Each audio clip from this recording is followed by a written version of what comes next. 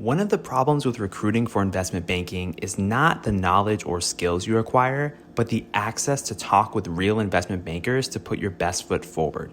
Our sponsor, WSO Academy, can provide those connections with 60 head mentors who are finance professionals at top firms like Goldman, Centerview, and JP Morgan. Imagine being able to get on the phone within 24 hours with one of the Academy's 1,300 mentors right before a critical interview. Get on the waitlist for WSO Academy today by clicking the link in the show notes or by visiting wallstreetoasis.com/academy. Let's talk about maintenance and incurrence covenants today on Investment Banking Insights.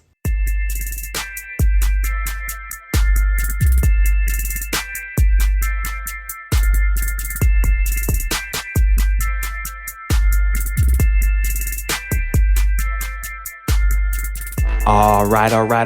Welcome to Investment Banking Insights. This is the only show absolutely dedicated to helping you learn both the technical and non-technical aspects of the investment banking process.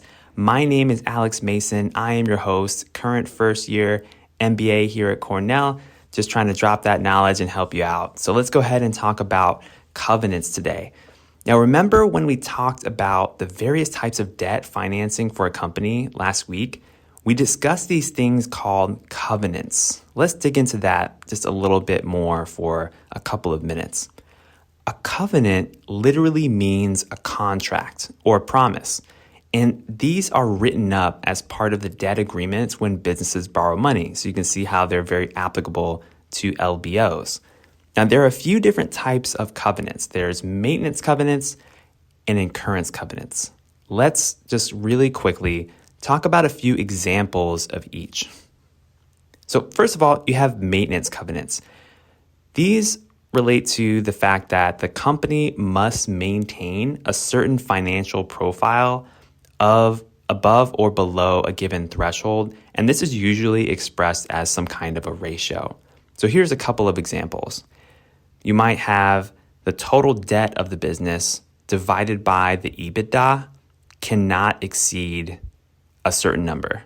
So that's just a basic leverage ratio. And that kind of makes sense because from the lender perspective, if the company has too much debt relative to their EBITDA, they're not going to be able to pay off their debt and there's a risk of default, right? So that's why that kind of covenant might be in place. You might also see something like EBITDA divided by interest expense cannot be below a certain threshold. To me, this is kind of like another take on the first example that I just gave, because your interest expense is literally what's getting paid to the debt holders, right? That's what the banks probably care about the most, is making sure that they're getting their cut of the cash flows. So if your EBITDA is too low relative to your interest expenses, then that's really bad. That means you might not be able to actually pay them. So that's another example for you. A third example for maintenance covenants is in the numerator of the ratio, you have total cash payable debt plus capitalized leases. And then in the denominator, you have something called EBITDAR. And that ratio cannot exceed some number. Now, let me explain a little bit more about this. So total cash payable debt, that makes sense. That's like the actual debt that you have, plus your capitalized leases. Remember that leases technically are not debt, but when you capitalize them, they show up on the balance sheet of the company. So they're kind of like debt in a way because they're an obligation. They're an obligation. You signed up for this lease. You have to pay it. So that has a very real impact on a company's cash flow. So that's why you're adding up capitalized leases with cash payable debt here for the numerator. And then the denominator, EBITDAR, this stands for, of course, it's just a variation of EBITDA, right? Earnings before interest, taxes, depreciation, amortization, and rent or restructuring costs. So think about things like hotels or restaurants or casino businesses that have unique rent costs or some kind of unique arrangements. That's when you might use EBITDAR. And also with these types of businesses, you might see capitalized leases. So hence, that's why that's in the numerator. So that's another example. And then lastly, for maintenance covenants, you might see something like EBITDA minus CapEx in the numerator divided by your interest expense, and that threshold cannot be below some number.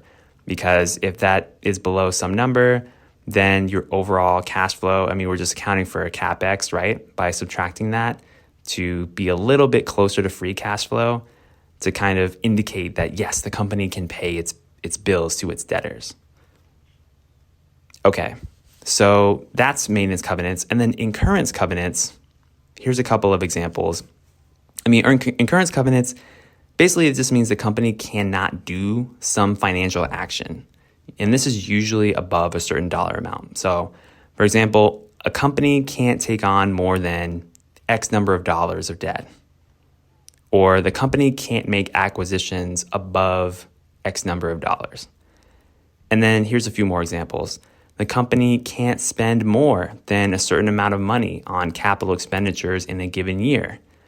Or a company must use the proceeds from the sale of an asset in order to pay down their debt. So these are all different provisions that are used to help protect the company's financial health and in turn protect whoever is lending the company money. And so these are just some notes that can help enforce that. Okay, that's what I got for you today here on Investment Banking Insights. I hope you're having an incredible day as we roll into the weekend here. Some of you are traveling, getting ready for the Thanksgiving holiday. Safe travels to y'all. I know I'll be traveling myself, so take care and I'll see you next time.